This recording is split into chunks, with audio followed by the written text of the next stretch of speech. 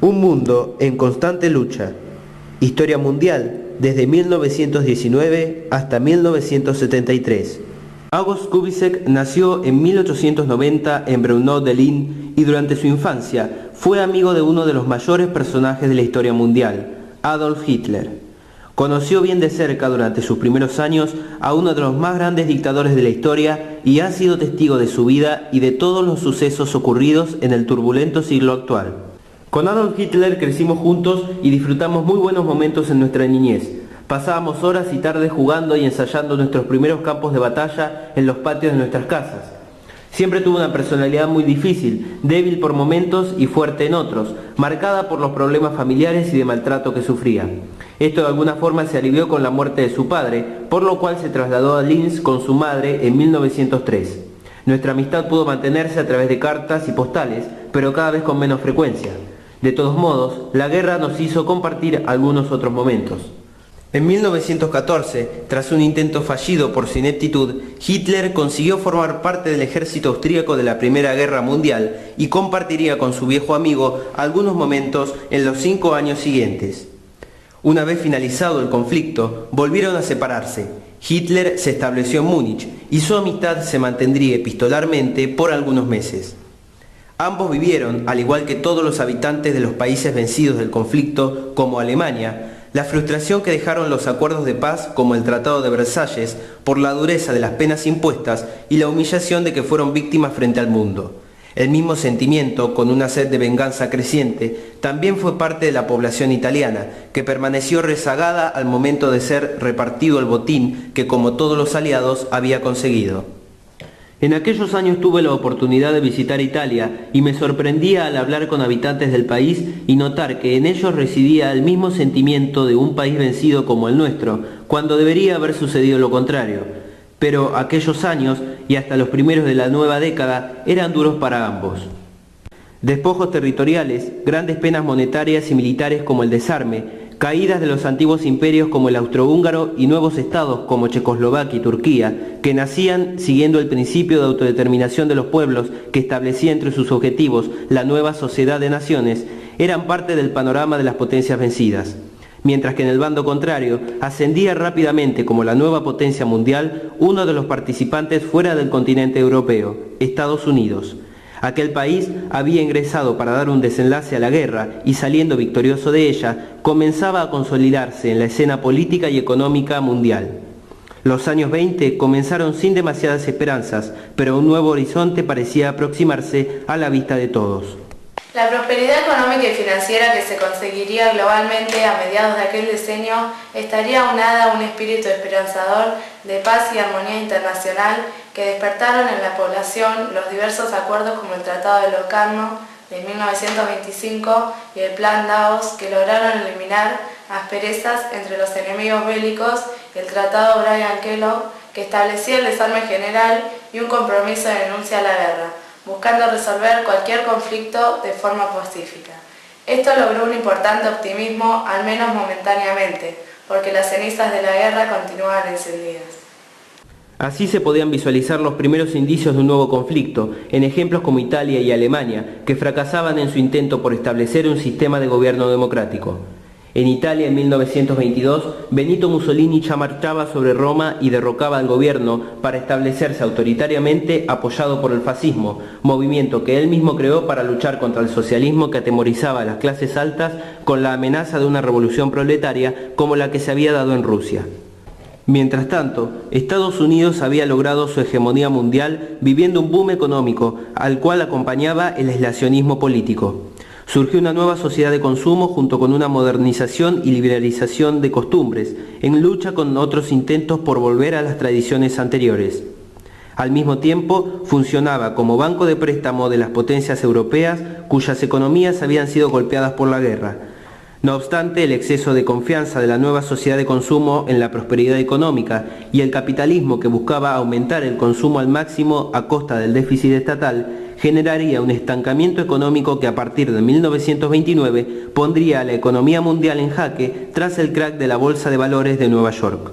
La Gran Depresión hizo surgir una crítica al liberalismo económico y crisis del capitalismo, que trajeron consigo un cambio político con el surgimiento del nuevo estado interventor o de bienestar y la caída del optimismo que había caracterizado los años anteriores. Con dos gobiernos dictatoriales y totalitarios establecidos en Alemania e Italia, una nueva etapa comenzaría a desarrollarse en el ámbito internacional durante la década de 1930. Habían surgido de la necesidad de las clases aristocráticas, medias y altas por apagar cualquier intento de las organizaciones de trabajadores y socialistas de llegar al poder y buscar una revolución proletaria. El fascismo en Italia y el nacionalsocialismo o nazismo en Alemania lograron un rápido ascenso político. Aunque la forma de acceder al poder de Adolf Hitler fue mucho más democrática que el golpe dado por Benito Mussolini en Italia, debido a que consiguió los escaños en el Parlamento y los altos cargos ejecutivos luego de las elecciones de 1932, en ambos casos los gobiernos que parecían democráticos se fueron transformando en crueles dictaduras. Apoyados en un fuerte ultranacionalismo característico de la época por el resentimiento que había generado la guerra, en un importante aparato propagandístico principalmente dirigido a la juventud, futuro del país, que exaltaba los nuevos intereses del gobierno, entre ellos el imperialismo, y a los líderes, que pasarían a ser héroes patrióticos, los regímenes lograron una fuerza única. Además, a todo ello se unía un claro adoctrinamiento de la población fuera de las élites, que tenían el mayor protagonismo de acuerdo al pensamiento del líder. Aunque en el Tercer Reich de Hitler las consecuencias fueron mucho mayores debido a las terribles persecuciones y asesinatos que se llevaron a cabo para lograr lo que se llamaba purificación de la raza aria, eliminando a judíos, negros, gitanos y otras etnias. Otra de las herramientas utilizadas para conquistar el mundo por los regímenes totalitarios era el militarismo. Los ejércitos eran fuertes y disciplinados, se los ostentaba en grandes desfiles que atraían mucho a la población, sobre todo a los jóvenes, y también demostraban el poderío que se tenía. En el plano económico, el fascismo y el nazismo se caracterizaron por presentar dos etapas, una de prosperidad y estabilidad económica que apuntalaron su poder y otra en la que el gobierno concentró todo el manejo de la economía. Aunque funcionaban paralelamente, ambos regímenes coincidiendo también en su política exterior por recuperar el antiguo imperio perdido, se acercarían hasta aliarse en sus objetivos.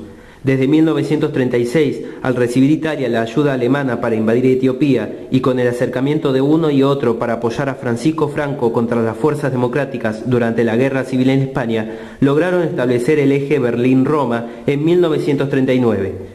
Aquel año no solo estaría marcado por esta alianza, sino por otra que anticipaba el futuro. El pacto entre Alemania y la Unión Soviética generó una gran inquietud en el mundo, porque dos fuerzas con gran poder, aunque enemigas ideológicamente, ahora estaban unidas contra las potencias occidentales. Stalin, que había desarrollado una política exterior en contra del nazismo y del fascismo, sabía que frente al expansionismo alemán podría librarse una guerra que no estaba preparado para enfrentar, por lo que firmó el acuerdo de no agresión, ganando también importantes territorios. Las intenciones de Hitler estaban muy lejos de evitar la guerra, y aquel acuerdo fue un importante paso hacia su meta. Del enfrentamiento ideológico de sistemas políticos económicos opuestos, el liberalismo democrático, el nazifascismo y el comunismo soviético, los problemas étnicos originados por el resentimiento que dejó el Tratado de Versalles, que generaron una idea de superioridad racial, junto al temor al comunismo y el expansionismo alemán, así como las tensiones sin resolver de la Primera Guerra Mundial y las consecuencias de la Gran Depresión, nacería la Segunda Guerra Mundial. Atención, noticias de último momento. Este 1 de septiembre de 1939, Alemania invadió Polonia sin previo aviso de guerra. El Führer ha enviado propuestas de paz a Gran Bretaña y Francia, pero no ha recibido respuestas. Estos amenazan con declarar la guerra si Alemania no vuelve atrás en sus acciones. Aquel sería el detonante para el comienzo de la guerra y su primera fase, que se extendería hasta 1941. Comenzó con una tregua durante la cual ambos bandos se prepararon y realizaron diversos movimientos militares hasta que en la primavera de 1940 Alemania dirigió sus ataques a Francia, la que pudo dividir estableciendo su dominio en una de las dos zonas, y a Gran Bretaña. Meses después se consolidaría el eje al establecerse la alianza entre Alemania, Italia y Japón. En aquel tiempo había un gran optimismo, porque la guerra y todos los hechos se orientaban favorablemente para las potencias del eje, por lo que las acciones del Führer parecían encaminarnos hacia el triunfo. Entre avances y retrocesos, con Inglaterra luchando en el Mediterráneo, en diciembre de 1941, Alemania llevó adelante la Operación Barbarroja de ofensa contra la Unión Soviética, que resultó negativa porque prolongó el conflicto y generó dos frentes de lucha. La segunda fase de la guerra tendría su causa inmediata días después, al ser atacada la base estadounidense de Pearl Harbor por la aviación japonesa. Aquel hecho fue la justificación de Estados Unidos para ingresar en el conflicto. El bloque de los aliados se conformaría así, incluyendo a esta potencia, Gran Bretaña y la Unión Soviética, junto con la Alianza de Naciones Unidas contra el Eje. Las derrotas hacia este eran cada vez mayores y su situación empeoraba con el inminente progreso de los aliados. En 1943, en una avanzada contra Italia, consiguieron vencer a Mussolini, que seguiría su lucha desde Milán hasta ser asesinado en Suiza. Ahora los aliados contaban con Italia como cobeligerante. Al tiempo que se desarrollaban distintas conferencias de los aliados y ataques, se preparaba el final, que llegaría el 6 de junio de 1944 con un engaño a los alemanes en el desembarco de los angloamericanos en Normandía. La avanzada aliada hizo caer la figura de Hitler y surgieron cuestionamientos hacia el régimen. En aquellos difíciles momentos decidí ser leal a mi amigo y me uní y colaboré con el partido nazi. Finalmente los aliados entraron en Alemania y consiguieron la capitulación del Tercer Reich tras el suicidio de Hitler en mayo de 1945. Aquel hecho fue un duro y sorpresivo golpe. El imperio había fracasado y Hitler, lejos de ser un héroe para la población, había huido cobardemente. Tras varias conferencias sobre las medidas a tomar, se envió un ultimátum a Japón, que seguía luchando, pero ante su negativa, Estados Unidos lanzó 2 bombas atómicas sobre Hiroshima y Nagasaki con catastróficas consecuencias, logrando su rendición en septiembre. Las democracias occidentales consiguieron avanzar contra los totalitarismos derrotados y continuó la lucha contra el comunismo que trataba de expandir Stalin de partidos cristiano-democráticos, así como tomó fuerza el estado de bienestar. Al mismo tiempo, Estados Unidos consiguió su máxima influencia cultural, política y económica en todo el mundo. Esta vez evitó cualquier tratado humillante que rompiera la paz lograda. No obstante, los conflictos no encontrarían su fin. Pronto la división surgiría entre los aliados, en 1946, enfrentándose Gran Bretaña y Estados Unidos con la Unión Soviética, el capitalismo contra el comunismo, que se cerraba a las potencias occidentales y se expandía hacia el centro y oriente de Europa. Diversos conflictos en Berlín y Praga llevarían a los países de Occidente a unirse contra el bloque comunista, formando la Organización del Tratado del Atlántico Norte, u OTAN, y este respondió constituyendo el Consejo de Ayuda Mutua para sus países. Este estado de tensión mundial se acentuó durante los 40 años siguientes, en lo que se conoció como Guerra Fría, un enfrentamiento más bien ideológico, aunque con algunos combates locales y guerras que involucraban a ambos bloques, como la de Corea y la de Vietnam, de características similares, y otros problemas como el de los misiles en Cuba. El conflicto se desarrolló con distintos matices. Hubo épocas de coexistencia pacífica y cooperación y otras de mayor hostilidad, tensión y beligerancia, al mismo tiempo que se libraba una lucha tecnológica por la conquista del espacio. El mundo se encuentra fuertemente dividido por un nuevo conflicto que marca el actual siglo, el cual ya ha enfrentado terribles problemas que parecían imposibles de resolver, con soluciones temibles para toda la humanidad. El belicoso siglo XX fue testigo de grandes conflictos globales y ahora presentaba un nuevo mundo bipolar que continuaría luchando hasta dar la victoria a uno u otro contrincantes, con un futuro incierto.